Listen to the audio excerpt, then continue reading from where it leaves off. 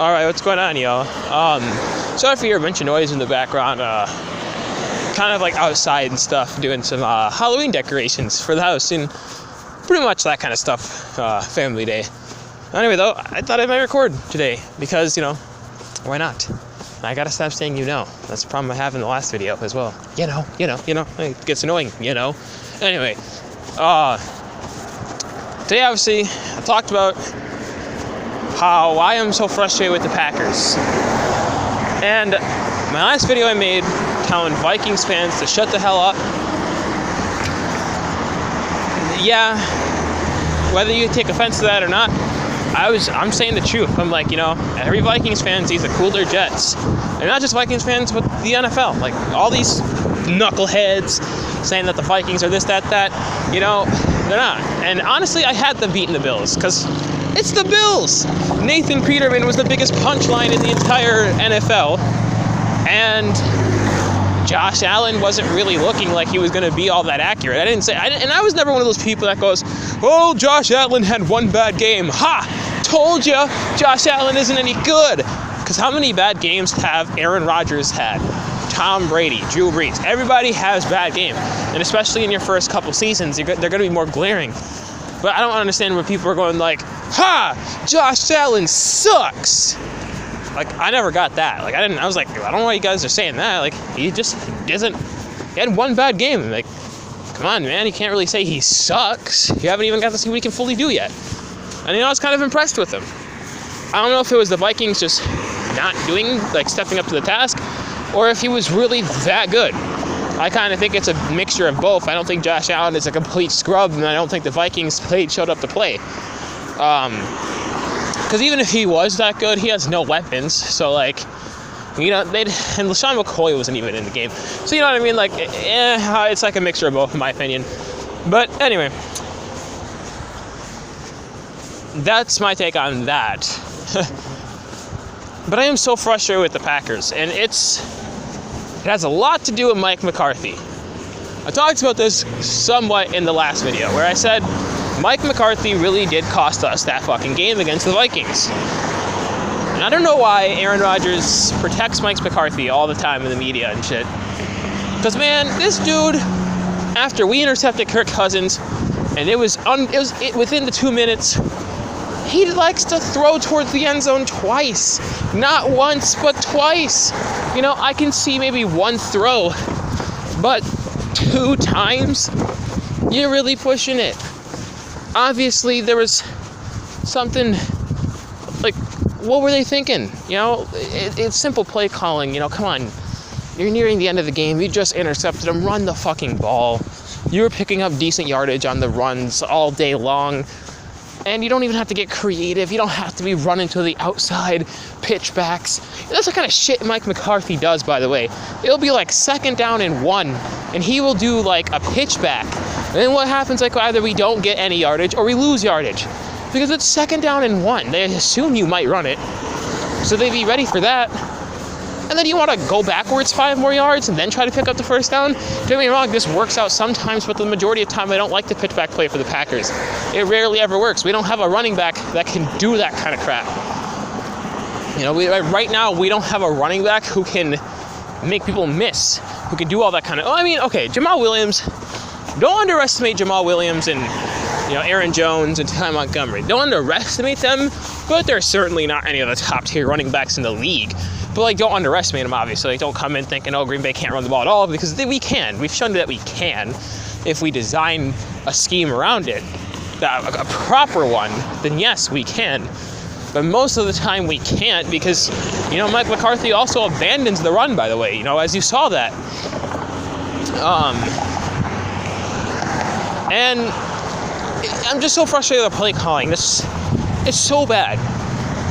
And this year, it's for the first 3 weeks, it's never been more glaring. Yeah, sorry about that. That's my friend's stupid truck. But this year, it's never been more glaring to see the horrible play calling. Hell, against the Redskins, though, I'm not even that mad about that game. I don't know what happened, really. I think it's kind of one of those games that we all got to calm our jets about. Because, how should I put it? I want to say that was just one of those games that we're going to have. Like, every time, the Packers usually have those kind of games where we should beat this team, but for some fucking reason, we don't. But these are the type of losses that we can't have in the loaded NFC. The NFC is super loaded this year. You got those high-flying Rams. You got the Vikings, who are going to be decent.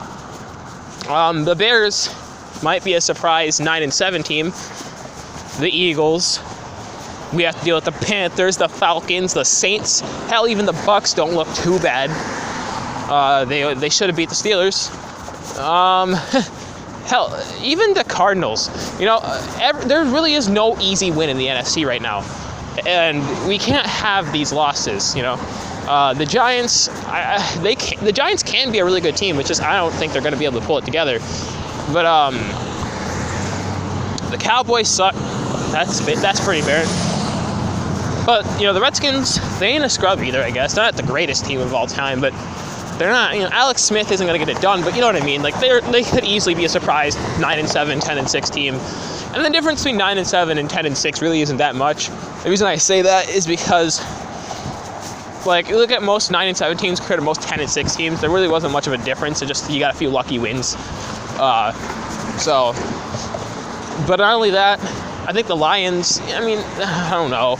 The Lions, to me, are going to be like another 6-10, 8-8 team.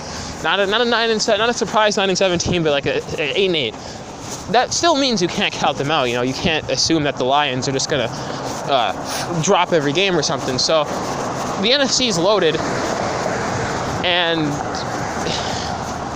you can't afford to have all these like losses to the Washington Redskins, like teams that you should beat. We shouldn't be losing to them, because when it comes down to playoff times, let's not forget there's only seven. There's only 7 total possible seats. And I have us going and that tie is going to also come in weird to us as well. Because I actually have the Packers going, us, going, not 13-3, whoops. I was going 11-5. But I also had us beating the Vikings at home, and I also had us at least winning against the Redskins. So, that's 2 wins I got to take off the calendar. I guess technically 1, but so now 11-5 to me was just going to be just enough to either win the division or just enough to pretty much take a wild card spot. Because there's so many other teams that could easily go 11-5. This year the NFC's loaded. You can't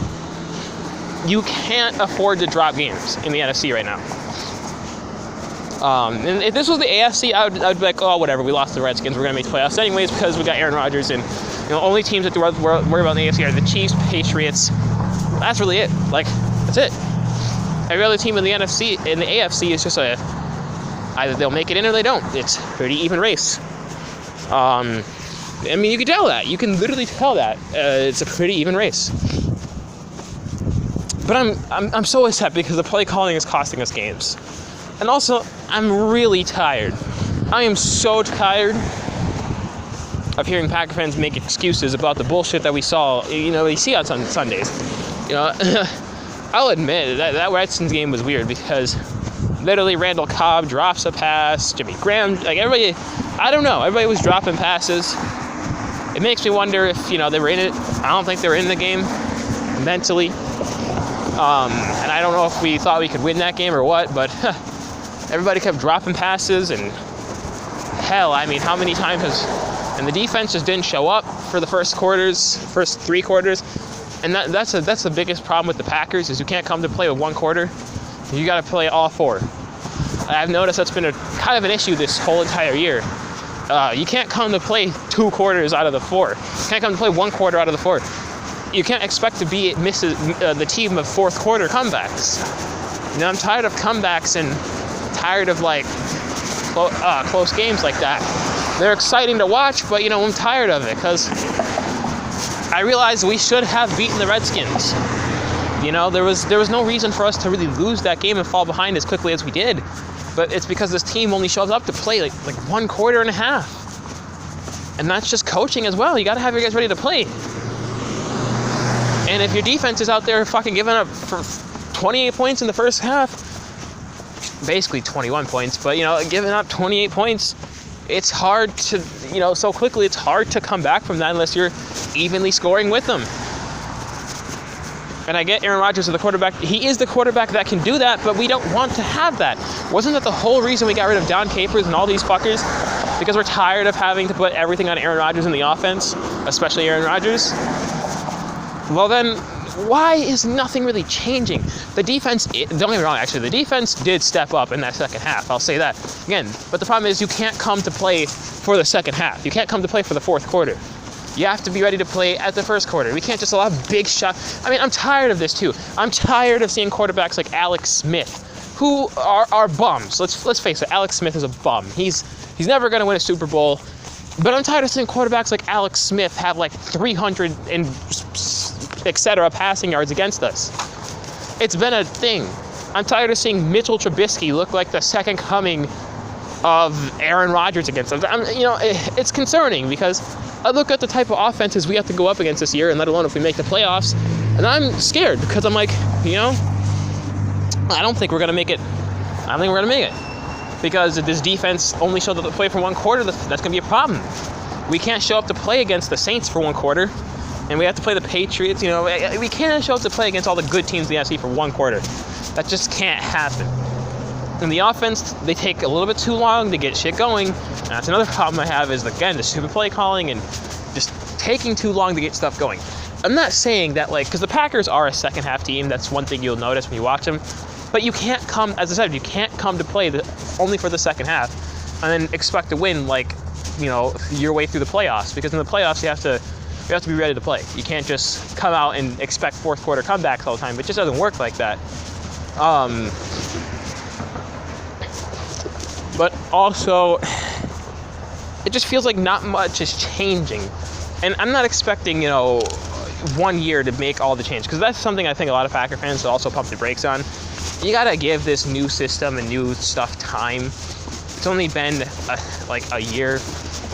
This is our first season with all this new stuff going on. Let's give it time. We can't just expect to win the Super Bowl this year. This shouldn't be expected, considering how we still have some holes on defense with a young secondary. We still lack a pass rusher. You know what I mean? We still lack the certain elements that you might need to win a Super Bowl. So let's pump the brakes on, trying to win the Super Bowl this year, because that's not a realistic expectation with all this new stuff going on, and it's not fair to Elliott Wolf and Mike McCarthy and Aaron Rodgers and all our players to put that kind of pressure on them. But I mean, I get it. We are a Super Bowl caliber team, but I'm just saying, you can't just be like, oh, they win the Super Bowl this year, everybody has to go, because it's not really fair. It's a new system going on, and it's in its first effect. Let's wait and see what happens. Now, if we miss the playoffs this year, then yes, someone's got to go, because that's going to be on somebody. But that's just it. That's my frustrations with the Packers right now. It's nothing that I don't hate my team. I love my team. I'm gonna watch them till I die. But I can't, we can't keep having these problems and not call them out. Play calling's an issue, and defense really needs to show up, and the offense needs to show up for all stages of the game. Anyway, it's been Terrence Shavik. I'm out.